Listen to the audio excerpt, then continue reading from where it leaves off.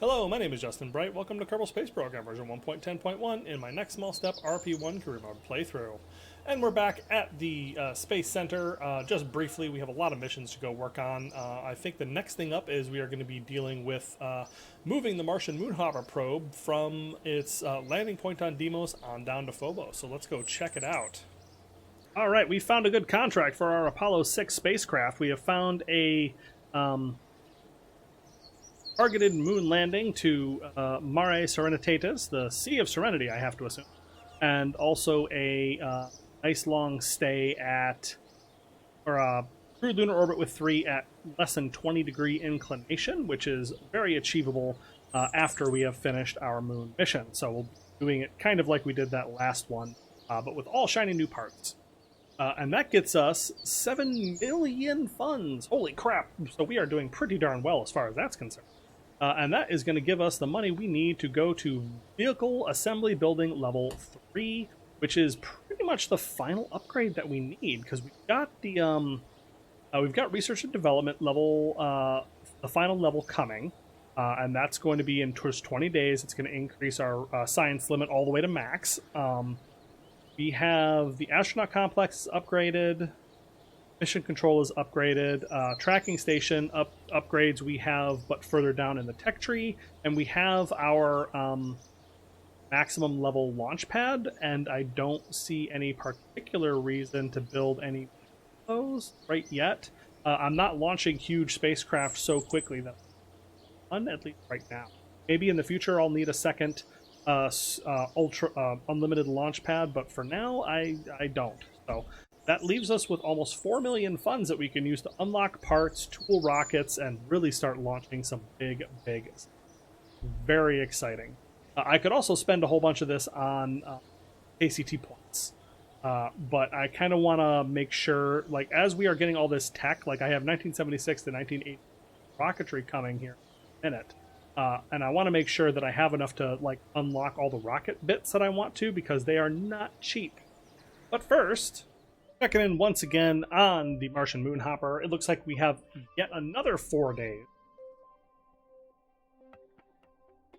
I have no idea why it is taking so much longer. Claiming that it's going.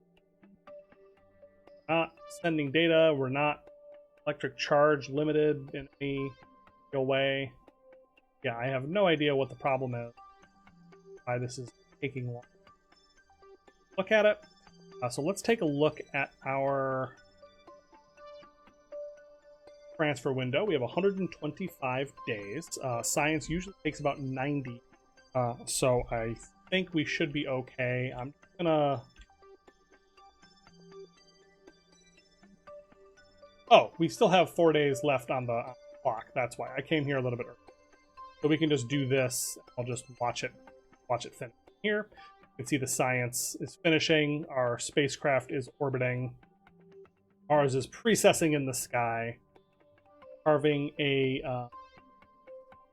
strange figure in the sky because of the position at which the body sits and the way that it, because it's not in, because it's at an inclination above the equator, that makes it kind of wobble around in the sky a little bit.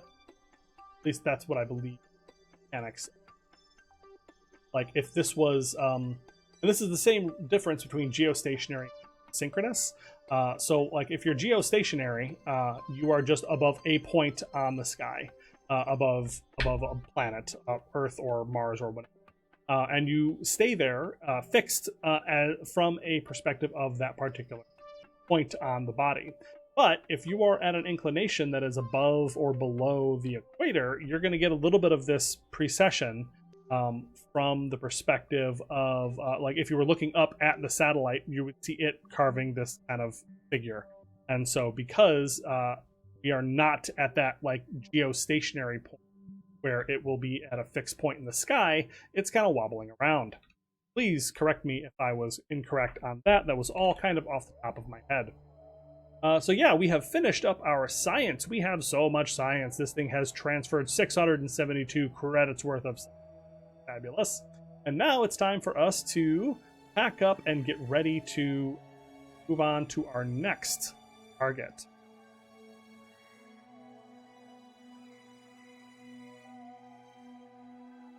I'm turning off all of our science and ready to launch. The way that I've done this in the past is I just kind of jump straight up and go to this because the orbital speed is 3 meters per second.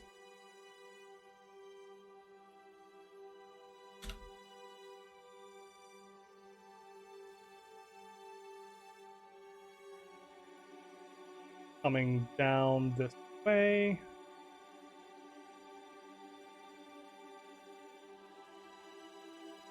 Alright, so it's pretty much directly overhead-ish, so I'm just gonna jump up and go at it, is what I'm gonna. Just gonna go kind of straight up and try to meet this orbit that way.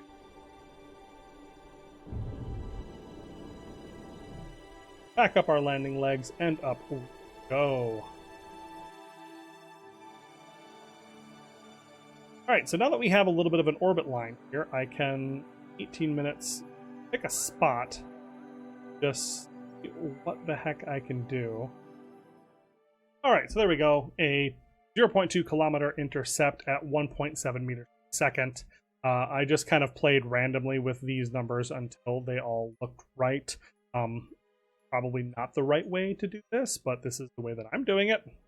And we rise up off of the surface of Deimos, having acquired a tremendous amount of science once again. Start our burn in just a second here.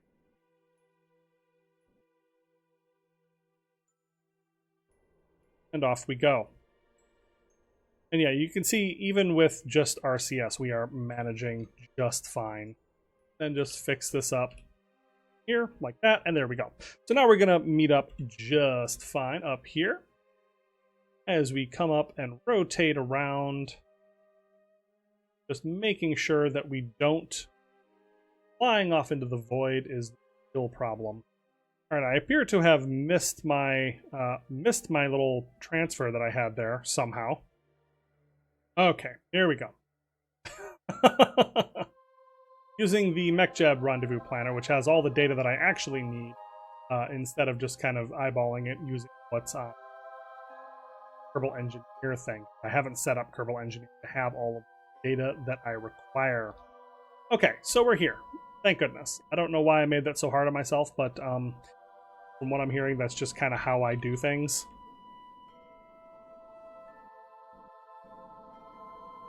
Here we go. We have matched our velocities. Alright, so we are zeroing out all of our translation to make sure that we're dead on target, and there we go. Alright, so this has just been a fantastic mission so far. The Martian Moonhopper 2 has done a tremendous job getting us lots and lots of good science and else. And it's been very easy to use. It's been a lot easier to use and maneuver than previous versions. Chunk, and there we go.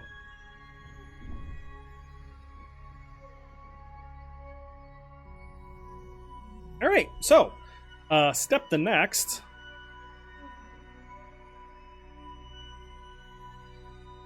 Control from the avionics on the main satellite bus, and we need to transfer down to Phobos. Alright, so it looks like about 500 meters per second to get down to the orbit Phobos, which should not be so bad. Yeah, and from there we can figure out what this is going to look like. Like we have just 11 hours. So we get around this orbit. Just the slow 2.2 meter per second orbit of Deimos, this tiny little moon. Little patchiness of the texture, but that's going to be alright.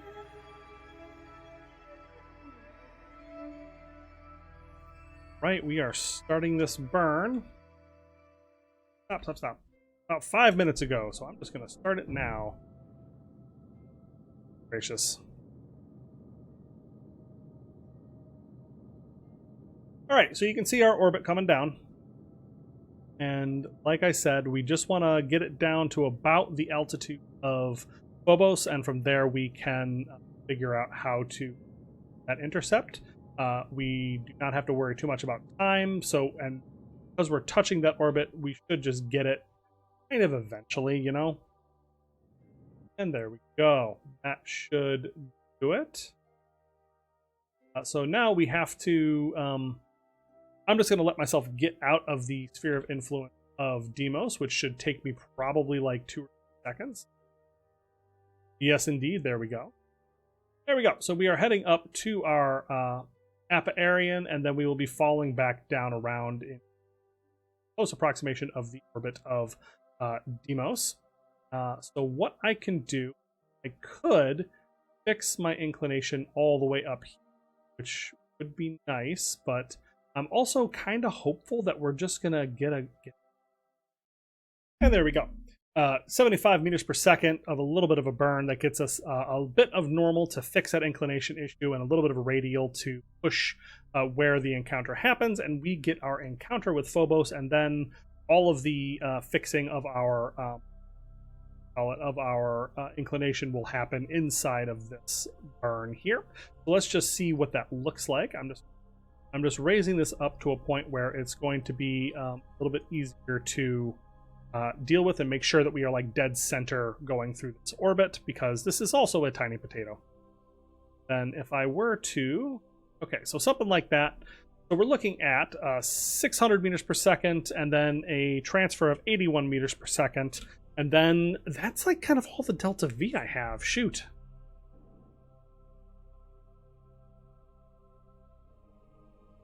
So I'm going to have to, I'm not sure what I'm going to do to get this back to the, what do you call it? So we have in orbit the previous mission, the Mars Exploration System. And so we're going to have to figure out how to meet up with it after this is complete. But that's just going to have to be something we deal with, because this has the delta V that it has, and just about 876 meters per second. And what I can do is I can do all this science, and then I can just kind of separate this craft and drop it back down, and then have just this mass and the sample return on this craft to get just squeeze just that much more to try to make the rendezvous. The sample return craft, which is still in orbit around Mars. But first, we need to make our transfer down to Deimos. Or Phobos, sorry. Alright, a couple orbits later, and we are in the right position to make this happen. Just lining up for our burn, 90 meters per second, to make the transfer out to Phobos. 2, 1... Foliage and burn. There we go. The AJ-10 Advance doing great work for us still. And there we go. So now we are in an orbit that will, in theory, intercept Phobos, so long as... Wow, that's not... Oh, what the heck happened? Alright, just one small correction, and hopefully that will do it for us. But yeah, we are approaching a very small target at a very weird angle, so I'm trying to just minimize as much delta V as I can and do this as efficiently as possible. But yeah, it's a challenge. I'm just do this manually. Hold position. Maneuver with RCS to get into the correct position. To fire up our engines. Whoa! Okay, that was a little much. Go. So long as we have an encounter, we're okay. Really what it is. Focus on the target. We're not going to impact the surface. Don't want to be too close. Off. What am I doing on power? Fine on power, so we are just going to... Rotation. Stop drifting. Not at all. But yeah, so now we're just going to make our way down. Alright, and so now our final approach at our target. You can see that little potato.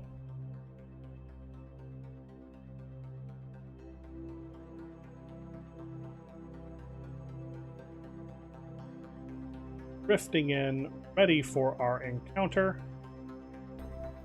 Is Yes, indeed. Okay, so now that we are real close, now I can just put in my burn. Okay, about 700 meters per second we're going to have to burn to do this. Like, almost no more, no less. Lock it on there. Go. Beautiful. That looks right. Falling off the parapet.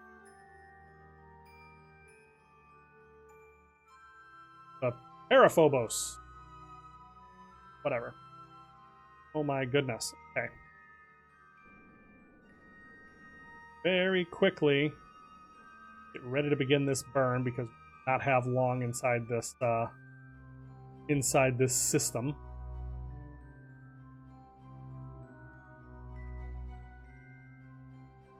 We are just going to execute the node. MacJab, don't let me down.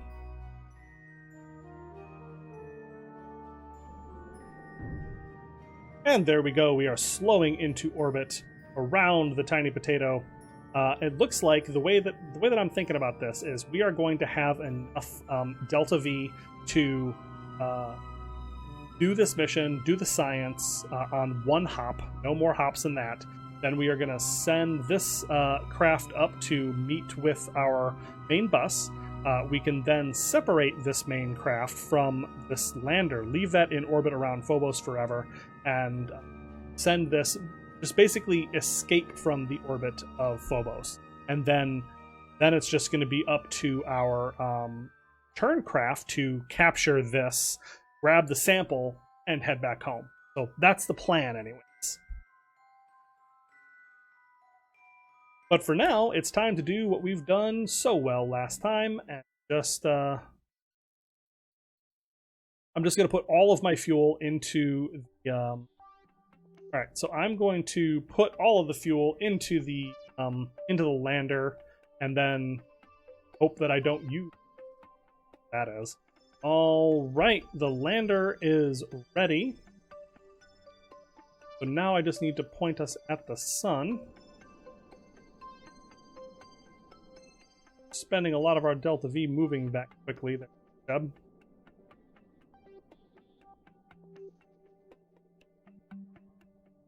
All right, so this should be fine anyways. Yeah, so all right, so we are going to just turn off our smartass. We are going to pass control down to the lander, and it's time to dock.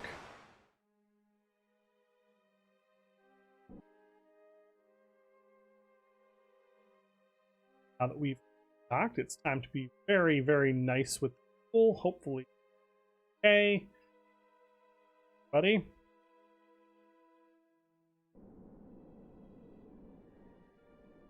Whipping around, point retrograde, and off we go. Cancel our orbit.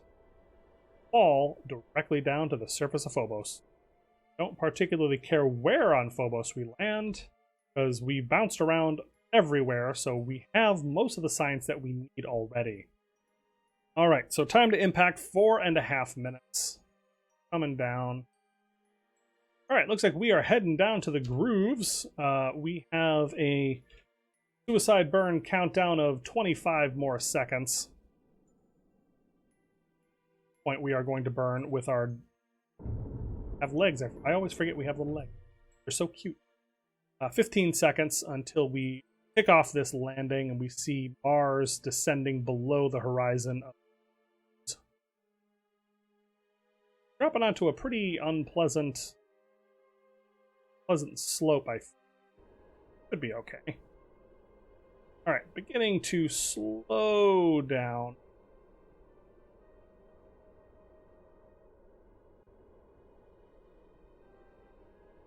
Keeping an eye on how much Aerozine and have remaining. Couple seconds until impact. 4 meters above the ground. 3, 2. Canceling last bits of our velocity. Oh.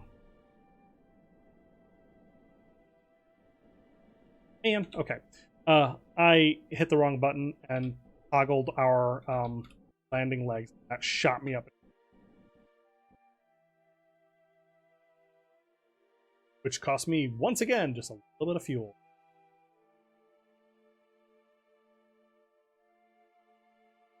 All right, so, but we're fine this time. We are now descending slowly, 0.5 meter surface, say 0.1, and I'm turning off our smartass, and therefore our fuel usage. We will then hopefully rest gently. Beautiful. Beautiful. Perfect. That's great. I love it. No bouncing, no skipping, just settling onto the... Okay, so now it's time to do what we came here to do. We have lots of science that we can do, so we're going to do magnetic scan, push that out. We're going to do mass spectrometry on RCS and push us back down to the ground. Something bounced.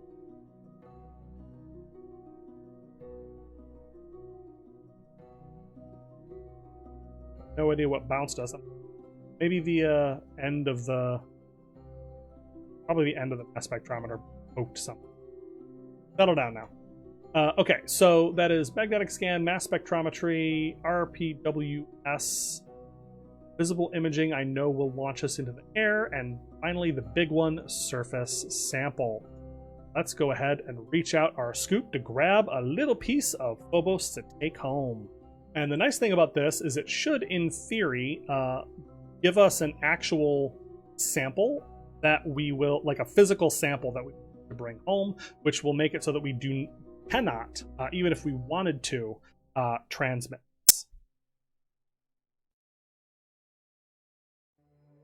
So we wait just a moment, and there we go. We have the surface sample.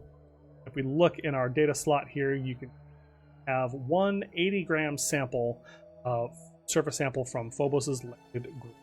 Fantastic. So yeah, there we go. That is the Martian Moonhopper for now. With how much fuel it took to get us down, I don't see any reason why this will be a problem to get it back up.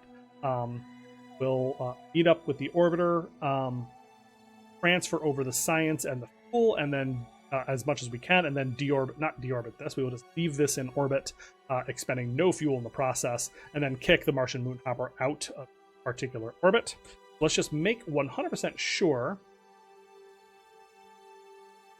that our orbiter is okay. It looks like it is. Everything is fantastic. We are doing science. Let's put a timer on the clock for 90 days. 91 days, and there we go. Martian Moonhopper. We'll be keeping an eye on it for making sure we are there ahead of that transfer window back home to Earth. And there we go. We're going to call that a successful mission. I got really excited by seeing this huge number, but I forgot that I canceled a bunch. But we are just about done with our research and development center. It is upgraded to the absolute maximum, plus 150% resource rate, and unlimited science cost.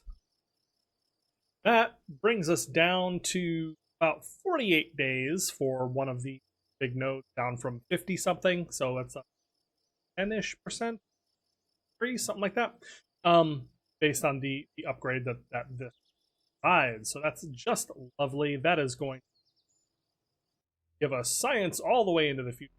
And I've canceled a bunch of my science because I want to be picking and choosing better, because I had to move stuff around to push the science node, this exploration era science node, in time for our Voyager spacecraft, because I want all I can possibly get when I'm sending it. So, and we will have this done in about 60-70 days, which is plenty of time to build one or two Titan 3s to launch those in space. But from there, we have plenty of other things that we can upgrade. But you see that we've kind of upgraded all the way up to this line here, and then our spacecraft era material science, so that can be the... And I'm going to try not to clutter myself up with too much of researching every possible node, because when I do that, it actually puts everything in my VAB. Then it makes it very hard for me to plan what I actually have coming. One of the things that I do need to do is I need to search all the way up the stage combustion tree so that I can continue down hydrolox engines, because requirement here you do require 1972 stage combustion on, because the SSME is a stage combustion hydrolox engine, which I'm definitely going to want to be when I get to it, because it's freaking lovely. So yeah, that is kind of where we're at as far as science. I'm just going to kind of, instead of researching everything, I'm going to kind of pick and choose things a little bit in advance, because even with all the science points that I have, it's take a little while to catch up. But that is actually all the time that I have for this episode.